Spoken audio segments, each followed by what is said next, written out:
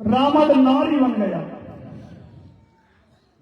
और रानी मंदोदरी से कहने लगा, रानी मंदोदरी इस प्रकार हमारी लंका का संचालन नहीं होगा, मेरी जान बचाने का कोई दूसरा उपाय बताइए। कि महाराज आप कैलासन के लिए चले जाइए जा रहे और कैलासन में बियाबान में शंकर भोलेनाथ तपस्या करते हुए मिलेंगे। आपकी जान बचा सकते हैं तो शंकर भगवान भोलेनाथ ही बचा सकते हैं। बंधुओं, रावण कैलासन के लिए चल दिया और पहुंच गया कैलासन में। ओ भैया, बियाबान जंगल में भोलेनाथ शंकर भगवान तपस्या करते हुए मिल जाते हैं रावण के लिए।